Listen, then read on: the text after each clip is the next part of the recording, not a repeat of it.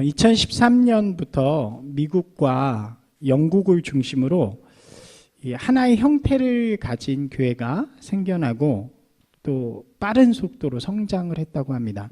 지금은 호주와 유럽 전역으로 퍼져서 아주 큰 규모 대형 교회들이 생겨나기도 했다고 하죠. 이 교회가 가지는 가장 큰 특징은 무엇이냐면 이곳에 다니는 사람들이 특이하게도 하나님의 존재를 믿지 않는 무신론자들이라 그래요. 그래서 이 교회 이름이 무신론자들의 교회 혹은 하나님이 없는 교회, Godless Church 이렇게 부르기도 하더라고요. 매주 일요일이 되면 이들은 보통의 교인들이 하는 것처럼 교회로 모이게 됩니다. 그리고 때로는 신나는 노래로 또 때로는 서로 교제하는 노래로 집회를 시작하는 거죠. 그리고 자신의 삶의 진보와 세계 평화를 이렇게 위한 공동의 기도문을 함께 낭송을 합니다. 그리고 특별한 공연이나 특송 같은 것들이 진행이 되어지고 그 다음에는 특색 있는 강사, 유머러스한 강사가 나와서 강의를 하게 되는 거죠. 그리고 그것을 듣고 자신의 삶을 결단하는 시간을 갖고 이렇게 헌금을 드리는 그런 시간이 진행이 된다고 합니다. 그리고 서로 축복하면서 노래를 하면서 서로 안아주기도 하고 그러면서 그 집회가 마무리되는 것입니다. 그렇게 모여진 헌금은 그 지역사회를 위해 쓰여지기도 하고요. 또 다른 이들을 돕는 일에 사용되어지기도 합니다. 그 교회를 유지하는 일에도 물론 사용되어지고요. 이 분들이 다니는 교회의 모토, 그 목적이 있어요. 이렇게 합니다. Live better, help often, 그리고 wonder more. 더 잘 살고 많이 나누고 즐겁게 살자. 이게 이 사람들이 가지는 방향성이라 그래요. 이들이 추구하는 것이 바로 이런 교회죠. 교회를 통해서 더 가치 있는 삶을 살고 더 도덕적인 삶을 살고 더 풍요로운 삶을 살고 더 행복한 삶을 살고자 하는 것이 바로 이들의 방향이고 목표가 되는 것입니다. 교회를 들어가는 입구에 큰 스티커가 하나 붙여 있는데 거기에 이렇게 쓰여져 있대요. Born Again Humanist. 굉장히 교회랑 비슷하죠. 그러니까 거듭나긴 거듭나는데 뭘로 거듭나요? 휴머니스트로 거듭나자 뭐 이렇게 쓰여 있다는 거죠. 이러한 형태의 교회, 굉장히 교회랑 흡사한 어떻게 보면 교회의 장점이라고 할 수 있는 것들을 다 가져간 그런 곳이지만 거기에는 지금 없는 게 있죠. 하나님이 없고 예수님, 신앙과 복음, 말씀이 없습니다. 진정한 교회라고 우리가 부를 때 진정한 교회의 핵심은 바로 여기에 있는 거죠. 모여서 무엇을 하고 이런 것보다는 우리 교회의 핵심은 예수님과 신앙과 복음, 말씀에 있는데 이것이 빠져있기 때문에 그것을 교회라고 부를 수 없는 것입니다. 그리고 그들이 모여서 하는 집회를 예배라고 할 수 없는 것이고 그것에 모여있는 사람들을 성도라고 부를 수 없는 거죠. 그럼에도 불구하고 이 무신론자의 교회는 매우 빠르게 성장을 하고 있다고 합니다. 그리고 앞으로도 더 크게 성장할 것이라고 전망이 되어진다고 하죠. 이런 교회가 있다는 것이 좀 충격적이죠. 예, 저도 처음 들었을 때 참 충격적이었지만 그럴 수 있겠다라는 생각도 또 한편으로 해봤습니다. 우리가 이런 사람들을 비판할 수 있죠. 그런데 더 우리가 심각하게 보아야 하는 것은 우리가 있는 이 시대의 교회가 이와 비슷해지고 있다는 사실이죠. 미국의 종교학자인 호튼이라는 분이 20세기 후반부터 미국의 교회들을 연구하기를 시작했대요. 그리고 그는 현재 미국 교회를 이렇게 명명합니다. 그리스도 없는 기독교. 그러니까 Christless Christian 이렇게 표현을 하죠. 그는 이 시대의 교회가 그리스도 없는 인성, 그리스도 없는 감성, 그리스도 없는 영성을 추구하고 있다고 비판합니다. 그러면서 몇 가지 교회의 형태들을 지적을 해요. 그런데 첫 번째는 펠라기우스적인 교회입니다. 그래서 이거는 도덕주의적인 교회예요. 옛날에 이단 논쟁이 있었던 펠라기우스라는 한 파인데 하나님이 인간을 착하게 만드셨기 때문에 착하게 살아야 한다는 것을 강조하는 교회죠. 세상에서 다른 사람들보다 도덕적으로 살아야 되고 그를 통해서 행복한 삶이 이루어진다라고 이야기합니다. 거룩하게 되는 것은 세상 사람들과 구별되고 양보하고 착하게 사는 것, 굉장히 도덕적으로 사는 것이고 그 삶을 통해서 구원이 이루어진다라고 이야기하는 교회가 바로 이런 펠라기우스적인 도덕적인 교회고요. 두 번째는 조엘 오스틴이라고 아시죠? 이 조엘 오스틴으로 대표되는 번영주의 교회입니다. 긍정의 힘, 잘 되는 나 뭐 이런 것들을 써서 우리나라에서도 굉장히 베스트셀러이시기도 한데, 이분은 그 혹시 수정교회라고 들어보셨나요? 크리스탈 처치? 로버트 슐러 목사님이 세우신 굉장히 멋진 완전 교회 하나가 다 그 유리로 돼 있어가지고 이게 70년대인가 60년대가 세워진 건데 그때 그렇게 지었으니까 굉장히 크게 해서 사람들이 열광했던 그런 교회가 있는데, 그분으로부터 이어진 이 번영주의 신학, 즉 하나님께서 우리에게 그리스도인은 더 나은 삶을 살 수 있도록 허락하셨다는 거죠. 더 좋게 살 수 있고 다른 믿지 않는 사람보다 더 많은 복을 받고 그렇게 살아갈 수 있기 때문에 우리는 신앙을 통해서 우리의 삶 가운데서 형통함을 추구해야 한다라고 주장하는 것이 바로 번영신학입니다. 그러기 위해서는 내가 하나님이 주신 삶을 어떻게 바라봐야 돼요? 긍정적으로. 그래서 긍정의 힘이 나오는 거거든요. 그리고 더 진보적으로 살아서 하나님이 주신 축복, 더 나은 삶을 이루어 가야 한다라고 이야기하는 것이 바로 조엘 오스틴으로 대표되는 번영주의 교회의 모습입니다. 세 번째는 이머징 처치에 대해서도 이야기해요. 이머징이라는 뜻은 뭐냐면 떠오르다 이런 뜻이거든요. 그래서 이머징 처치는 지금 우리가 살아가는 시대에 필요한 것을 채워주는 교회.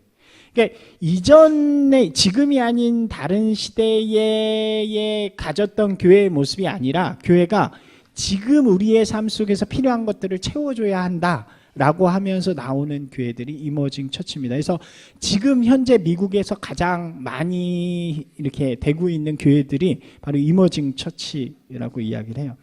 그래서 이 시대가 요구하는 다양한 문제들에 대하여 대답해주는 교회여야 되고 그것을 제공해주는 교회여야 되고, 교회에만 오면 모든 것이 해결되어질 수 있는 그런 것을 추구하는 교회가 되어집니다. 그래서 환경이나 평화에도 관심이 많고 일치 뭐 이런 것에도 많습니다. 그 다음에 마지막 네 번째는 신비주의적인 교회예요. 교회들이 영성이라는 이름 아래서 언제부터 시작되었는지 모르는 그런 신비적인 영성을 추구한다는 거죠. 그러니까 특별히 말씀보다는 개인적인 체험들, 또 공적이고 객관적인 것보다는 사적이고 좀 은밀한 그런 몽환적인 영성을 추구하기 시작합니다. 이것도 한 19세기 말부터 시작이 되어지는데요. 20세기에 와서 막 굉장히 많아지죠. 그래서 이러한 잘못된 영성은 종종 기적이라는 혹은 이적이라는 형태로 드러나게 되고, 그러한 일들이 마치 하나님의 역사인 듯이 포장해서 사람들에게 팔기 시작하는, 사람들은 체험하길 원하잖아요. 뭔가 말씀만 갖고는 안 될 것 같고, 그래서 내게 뭔가 드러나고 막 이런 걸 좋아하기 때문에 그런 곳을 막 찾아가기 시작하는 그런 일들이 일어나죠. 그래서 소위 신사도 운동이라고 하는 그런 모습들이 등장하고, 이것도 우리나라에 굉장히 많이 퍼져 있는 그런 모습이 되어졌죠. 이런 교회들은 무신론자의 교회들처럼 예수 그리스도를 믿지 않거나 배척하지는 않습니다. 예수 그리스도를 믿고 고백하는 교회들이죠.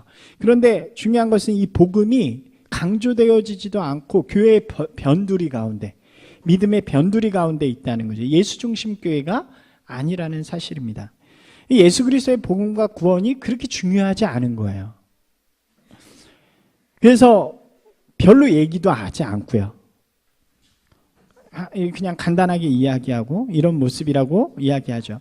이분이 20세기 교회를, 미국 교회를 이렇게 진단하면서 위기다라고 이야기를 하는 것입니다. 그리고 우리나라가 미국의 영향을 굉장히 많이 받잖아요. 미국에서 뭐가 시작이 되면. 그래서 미국에서 이런 모습들이 우리나라에 그대로 좀 들어오게 됩니다. 그래서 우리나라 교회들도 이런 모습들을 가지게 되죠. 어떻게 보면 우리의 신앙의 모습들도 비슷한 것들을 추구한다고 말할 수 있을 것 같습니다. 이 시대의 많은 그리스도인들이요, 교회 안에서 조금 더 나은 가치 혹은 도덕성, 지금보다 나은 미래, 추구하기 위해서 신앙생활을 하기도 하고요. 그렇기 때문에 그런 신앙 속에서 예수 그리스도와 복음, 십자가와 제사함의 능력보다는 기적과 이적 체험을 더 중요시하기도 하고요. 지금 내 삶에 있는 삶의 문제, 이거를 더 중요시하는 것이 바로 또 그것에 자꾸 대답해 주는 것이 우리의 교회와 신앙의 모습이 되어질 때가 많다는 거죠. 근데 중요한 것은 진짜 신앙, 진짜 그리스도인의 본질은 거기에 있지 않다는 것입니다.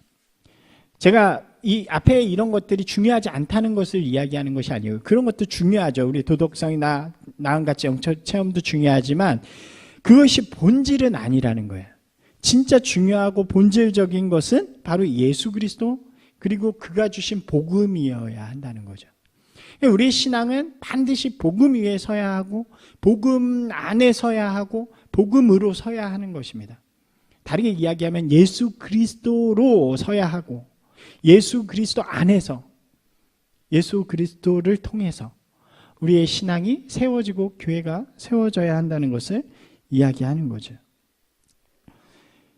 그리고 그 위에 우리의 삶이 그 은혜 때문에 그것 때문에 감사해서 은혜에 합당한 삶으로 만들어가는 그런 모습이 되어야 한다는 것입니다.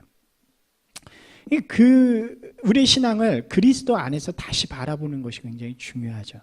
그래서 우리는 이렇게 한번 질문해 볼 수 있을 것 같아요. 같이 한번 해볼까요? 여러분은 예수 그리스도가 정말로 필요하십니까? 오늘 여러분의 삶 속에서 진짜 그리스도의 능력이 필요하십니까? 어떠세요? 아멘이신가요?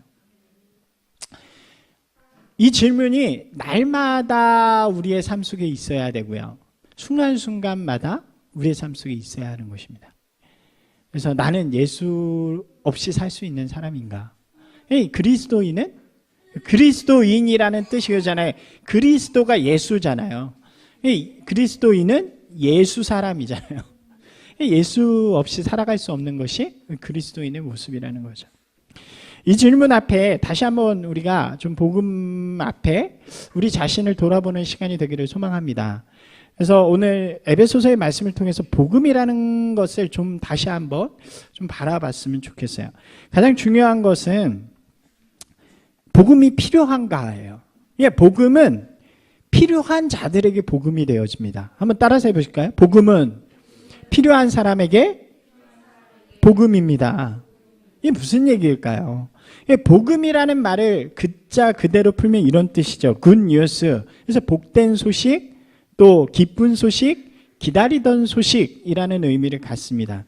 그러니까 우리가 가진 이 복음이 진짜 복음이 되려면 이 복음은 우리가 어떻게 하는 소식이 돼야 돼요? 기다리고 기쁘고 또 복된, 우리에게 복된 그런 소식이 되어야 되죠. 그런데 그것이 별로예요. 그 복음이라는 것이 나에게 별로예요. 그럼 그것은 복음이 아니게 되는 거죠. 예를 들면 제 기억 속에 이런 기억이 있어요. 재작년 정도인가에 이 감리교 입법총회에서 진급법이 변경돼서 통과된 적이 있었어요. 이게 뭐냐면 감리교는 수련목이라는 제도가 있습니다. 혹시 아시나요? 처음 들어보시죠?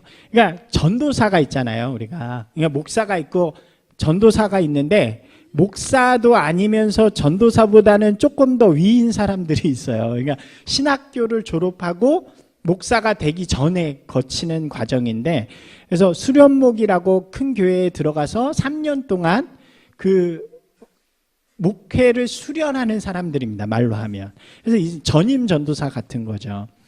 근데 3년 동안 해야 돼요. 이게 하기 싫으면 뭘 해야 되냐면 개척을 하든지 해서 3년 동안 담임을 전도사로 해야 됩니다. 담임 전도사로. 그래야 목사로 이 안수를 받을 수 있는 그런 제도예요. 근데 그 수련목도 3년이 다 끝나면 제일 좋은 거는 그 교회에서 계속 했으니까 부목사로 이렇게 받아주면 좋잖아요. 근데 예전엔 그게 안 되는 거예요. 그래서 3년을 수련목을 해도 어떻게 해야 되냐면 다 개척을 해야 돼요. 혹은 어디 담임을 하든지 아니면 기관으로 가든지. 저도 수련목을 했는데 저는 학교로 갔어요. 그래서 교목을 하면서 그렇게 해서 안수를 받았는데, 그렇지 않은 사람들은 그냥 억지로 다 개척을 해야 되는 그런 상황인 거죠. 그러니까 한번 생각해 보세요. 이 사람들이 언제 제일 고민을 할까요? 2년 반 차 되면 3년째 이제 겨울이 다가오면 그때부터 얼굴이 노래지면서 다들 수심에 쌓여 있는 거예요. 어떻게 해야 되나 막 이러면서. 근데 이 재작년에 그 전부터 그런 얘기가 조금씩 있었는데 어떤 법이 통과됐냐면 3년을 해도 이제 개척을 안 해도 된다라는 법이 통과된 거예요.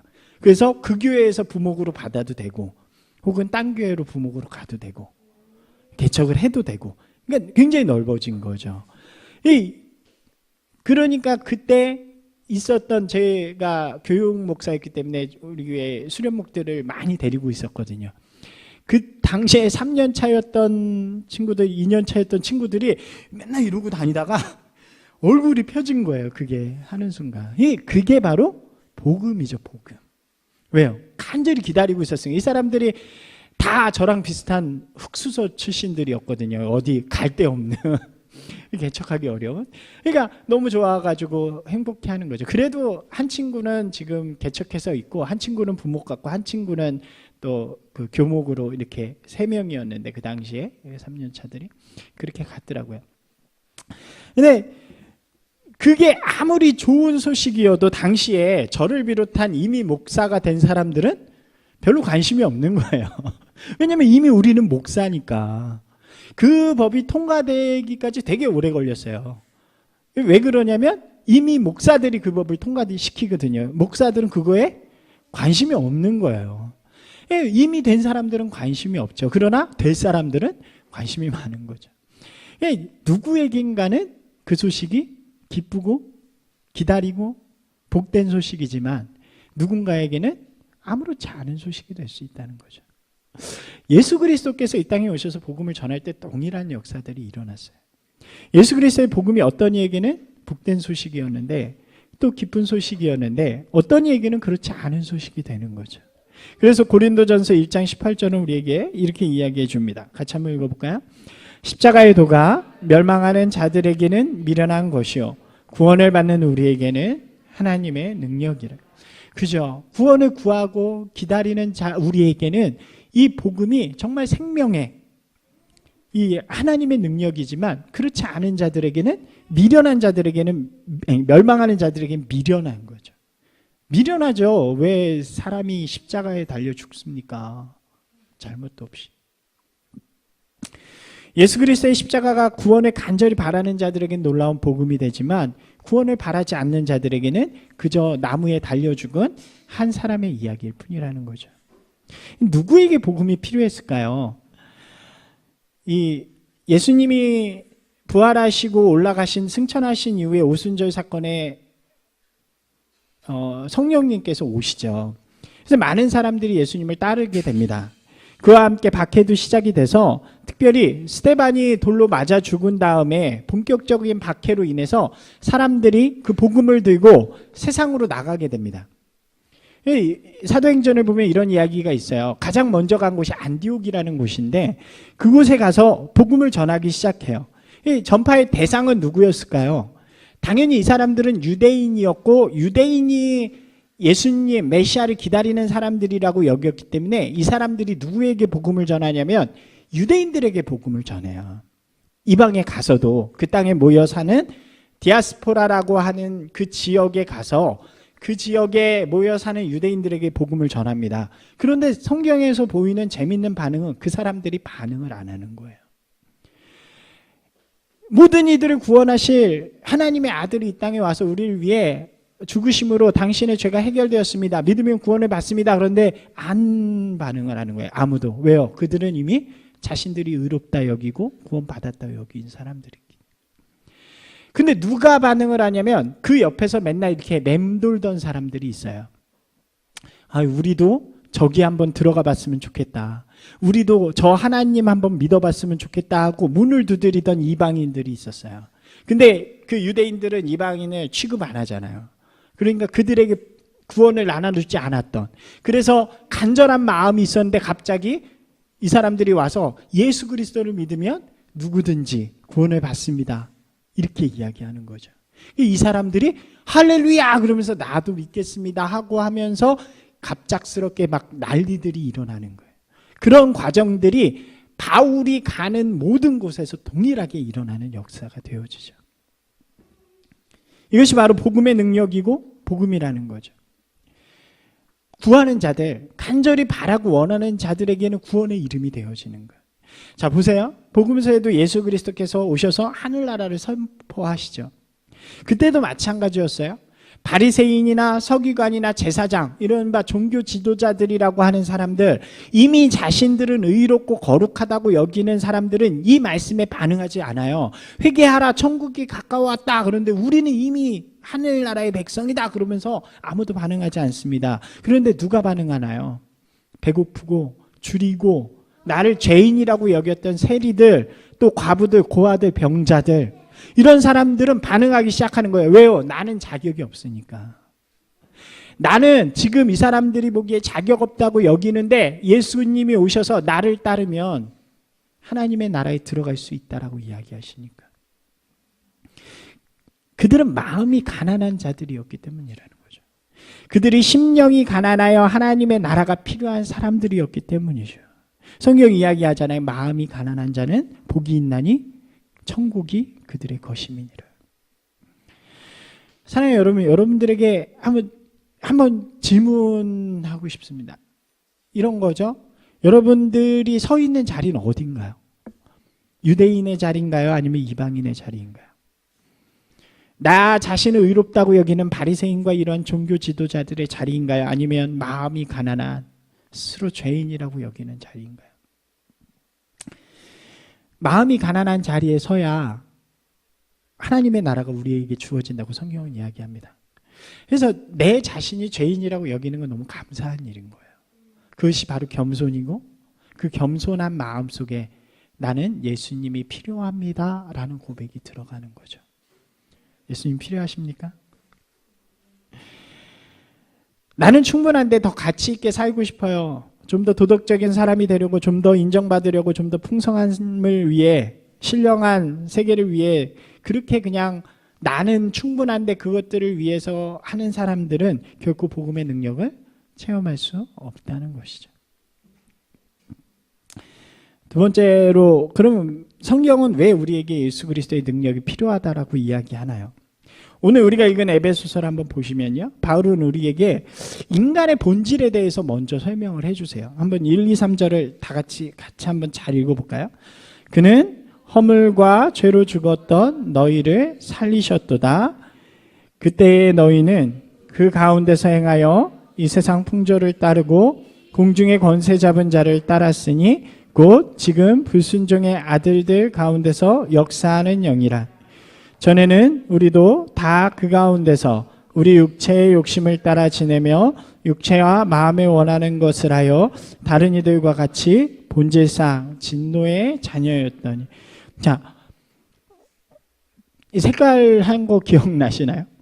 세 가지로 우리에게 이야기를 해요. 첫 번째로 허물과 죄로 인해 죽었던 자, 불순종의 아들들, 본질상 진노의 자녀라고 이야기합니다. 그죠? 인간의 본질은요, 아담의 죄 이후에 죽음을 향해 가는 그런 사람이 되었습니다. 우리 그 해리포터의 죽음을 먹는 자 뭐 이런 거 있잖아요. 예, 우리도 이미 죽음을 향해 가는 자가 되네요. 성경은 더 과격하게 얘기해요. 이미 죽은 자라고 이야기하죠. 하나님 안에서 죽어 있는 사람들. 그리고 실제로 우리의 육체도 죽음을 향해 나아가는 사람들이고 영원한 심판 가운데 거할 수밖에 없는 사람들이라고 이야기합니다. 죽음은 두려운 거죠. 인간은 늘 두려움 속에 살아가는 것입니다. 죽음의 공포 가운데 그렇게 살아갈 수밖에 없는 것이 인간의 존재이고 심판의 두려움 가운데 살아간다는 거죠.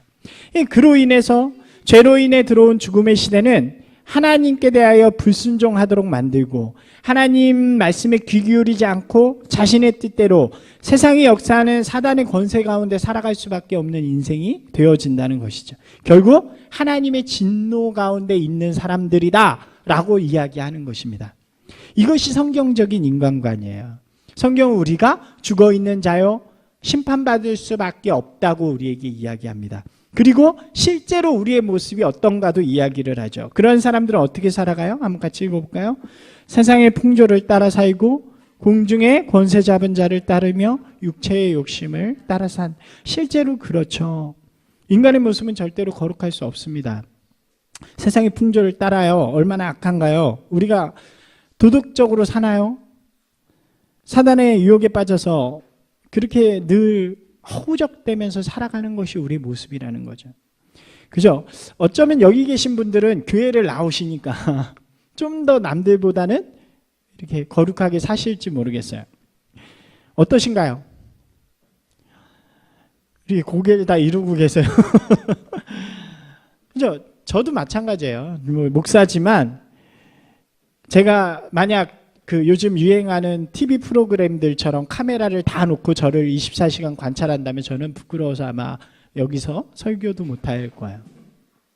그것이 우리의 모습이라는 거죠. 인간의 모습은 죄인입니다. 아무리 거룩하게 살려는 사람도 그 마음 안에 죄들이 있고 미움이 있고 다툼이 있고 허물과 죄로 죽어있는 사람들이고 세상을 따르는 불순종의 자녀들이 하나님의 진노 가운데 있는 그런 사람들이라고 성경은 이야기합니다. 이렇게 이야기하죠. 한번 같이 읽을까요? 모든 사람이 죄를 범하였음에 하나님의 영광에 이르지 못하다. 예, 맞습니다. 우리는 하나님 앞에 설 수 없는 사람들이라는 거죠. 이것이 우리의 원래 모습이라는 거예요. 이것이 보여야 된다는 거예요. 이것이 내 마음 가운데서 내 생각 가운데서 이것을 깨달아야 한다는 거예요. 나는 자격이 없다. 나는 죄인이다. 나는 그래서 심판 앞에 설 수밖에 없구나. 이것이 보여야 누가 필요해요? 뭐가 필요해요? 예수 그리스도가 필요하고 복음이 필요한 거죠. 이게 보이지 않으면 나는 충분해. 우리 복음서에 나오는 이 한 청년처럼 나는 율법도 지키고 다 지켜요. 그런데 하늘나라 가고 싶은데 뭘 더 하면 돼요? 이런 질문을 하는 거예요. 나는 의로워요. 나는 괜찮아요. 그래서 교회 나와서 다 잘할 수 있어요. 근데 죽어서 하늘나라 가고 싶단 말이에요. 그러면 교회 와서 그냥 열심히 청소하고 헌금 내면 되나요?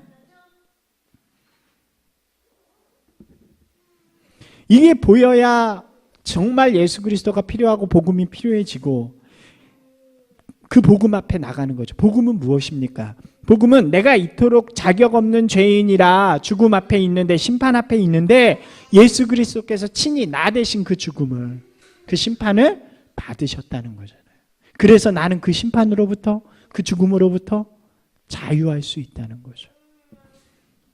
그래서 이제 내가 하나님 앞에 나아갈 수 있는 자격을 얻었다는 거죠.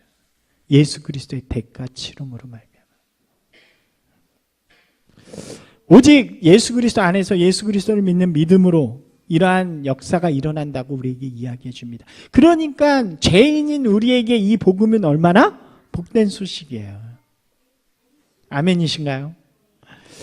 나를 위해 십자가에 달려 돌아가심으로 우리에게 자격을 주신 것이 은혜라는 거죠. 그리고 그 은혜를 우리에게 복음으로 받았을 때 우리는 그 복음 가운데 우리의 삶을 하나님 앞에 내어놓는 것, 그것이 중요한 거죠. 이것을 회개라고 우리는 이야기하죠. 이 천번을 불러도라는 찬양 혹시 아시나요? 천번을 불러도. 이 찬양을 부르신 주리라는 분이 저랑 개인적으로 좀 친분 이렇게 몇 번 만났는데 이분이 찬양 간증을 하신 적이 있어요. 어린 시절부터 찬양 사역을 하시는데 그 전에는 내가 노래도 잘하고 하나님 너무 좋아서 노래하는 게 좋아서 이렇게 찬양을 하러 다녔다 그래요. 근데 그러다 보면 잘 안 되잖아요. 요즘 찬양 사역이 어렵거든요. 옛날에 우리 어렸을 때는 찬양 사역하면 굉장히 이게 명성도 있고 그랬는데 요즘은 되게 어렵대요. 그래서 힘들고 어려우니까 불평도 하고 그만둘까 막 이렇게 생각하는 그런 시간들이 슬럼프가 있었다고 합니다. 근데 한때 기도를 하는데 이분이 이런 경험을 하셨대요. 아마 뭐 그분의 환상 가운데 보이신 이야기겠죠. 십자가가 이렇게 보이는데 이때까지 보았던 잘 디자인되고 멋있고 광채나는 그런 십자가가 아니라 투박하게 생긴 십자가 모형의 나무에 흘린 피로 인해서 남은 얼룩이 있고 비린내가 나는 볼품없고 잔인한 형틀의 십자가가 보였다는 거예요. 그리고 그 십자가에 달려 죽어야 하는 사람은 바로 죄인인 난데 보기도 싫은 그 냄새나는 십자가에 예수 그리스도께서 나 대신 이렇게 십자가에 달려 돌아가시는 그 모습이 그 마음 가운데, 그 모습 가운데 보였다는 거죠. 머리에는 가리시 면류관을 쓰고 양손과 발에는 못이 박힌 채로 온몸에 피를 흘려가며 자신을 대신해서 죽는 그 십자가가 그 마음 가운데 보였다는 거예요. 그러면서 그때부터 내 죄들이 보여지는 거죠. 내가 얼마나 자격 없는 자인가. 그래서 그 순간부터 눈물을 흘리면서 회개를 하고 그 한밤이 지나고 나서 그리고 눈을 떴을 때 그 앞에 실제로 교회에서 보인 것은 영광의 십자가, 아름다운 십자가가 보였다고 이야기를 하죠. 그리고 그 다음부터 그녀의 사역이 변했다고 이야기를 해요. 이제는 내가 노래를 잘하고 무엇인가 열심히 헌신해서 유명해지고 뭐 이런 것이 아니라 그냥 예수님 때문에 찬양하는 사람, 예수님이 날 구원해 주셨기 때문에 감사해서 살아가는 사람. 그래서 그때부터는 크든 작든 불러주는 곳에 가서 기쁨으로 찬양하고 말씀을 나누고 그런 분으로 변화되었다는 이야기를 들었습니다. 이것이 바로 복음의 능력이라는 거죠. 우리는 모두 자격 없는 사람들, 예배할 자격도 없고 하나님 앞에 설 자격도 없고 찬양할 자격도 없고 저는 이렇게 설교할 자격도 없습니다.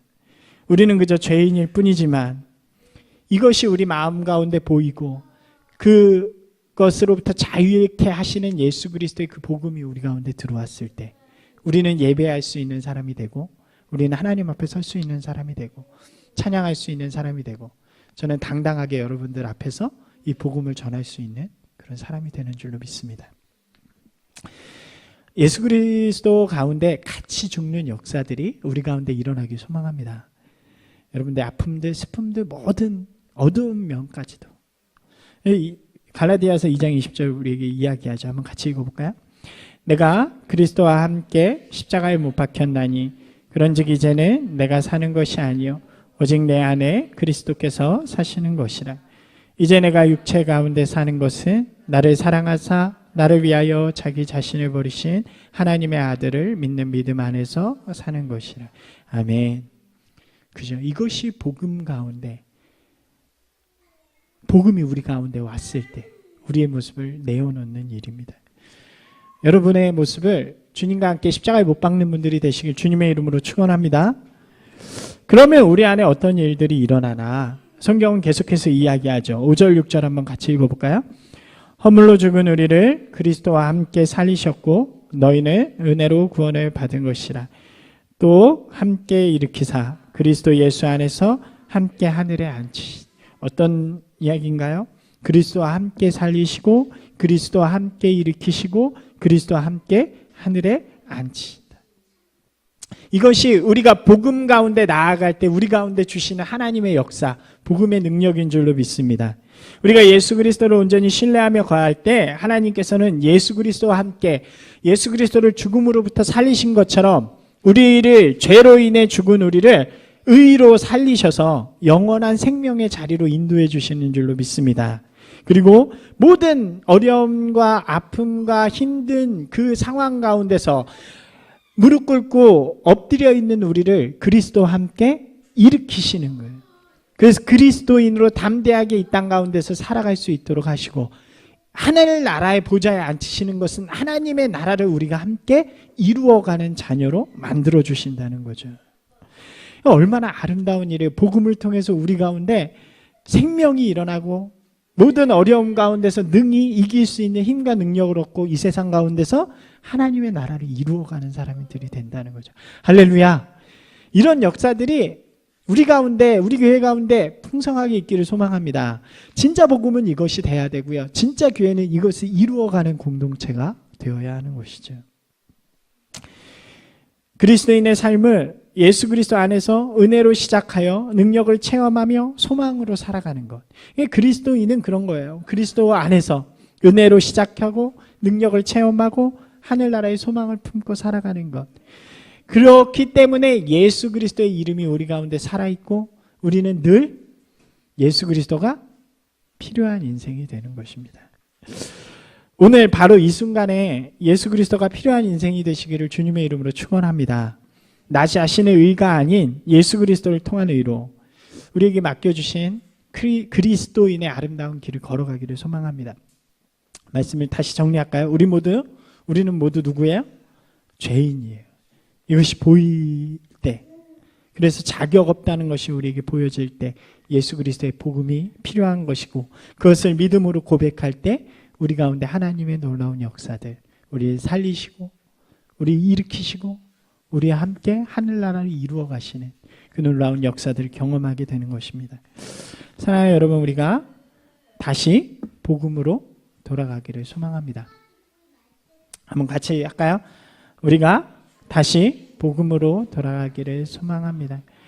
우리가 믿음 가운데 산다는 것은요, 이렇게 막 복잡하게 사는 것이 아니라 예수 그리스도를 우리의 삶 가운데 모시고 살아가는 것을 의미하는 것입니다. 이것이 복음이고요.